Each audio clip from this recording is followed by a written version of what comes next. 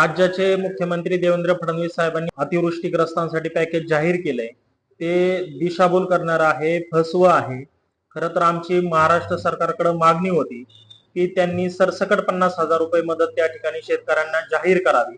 18,500, 27,000, 32,000 असा आकड्यांचा खेळ करून फक्त ही एक दिशाभूल करण्याचा हा प्रयत्न आहे.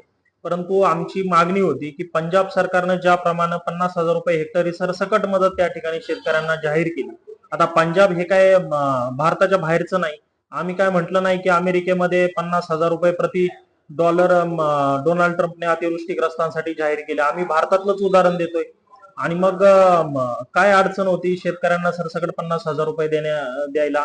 मी आजच एका शेतकऱ्याला मराठवाड्यामध्ये फोन केला. आमच्याच आष्टी तालुक्यातला आहे तो. सरपंच आहेत त्या गावच्या. अक्षरशः विहिरी बुजल्यात, म्हणजे दिसेनाशा झाल्यात. मग त्या विहिरीला यांनी 30,000 रुपये गाळ काढण्यासाठी ठेवलेले आहेत. मग आता 30,000 रुपये त्यांच्या विहिरी पुनर्जीवन त्याचं होईल का? तर हे होणं शक्यच नाहीये. खरं तर महाराष्ट्र सरकारने परत एकदा विचार केला पाहिजे. परत एकदा मराठवाड्यात गेलं पाहिजे. लोकांचे घर वाहून गेले, लोकांच्या जमिनी खरडून गेल्या, पिकं एकदम त्याच्यामध्ये पाणी साठून कुजले, खराब झाले.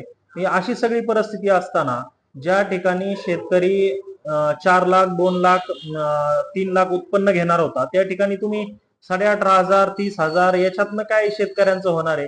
त्याच्यामुळं खरं तर कर्जमाफी सुद्धा व्हायलाच पाहिजे होती, पण परंतु त्यांची ते देण्याची दानत आम्हाला काय त्यांच्या पॅकेज मधून दिसलेली नाही.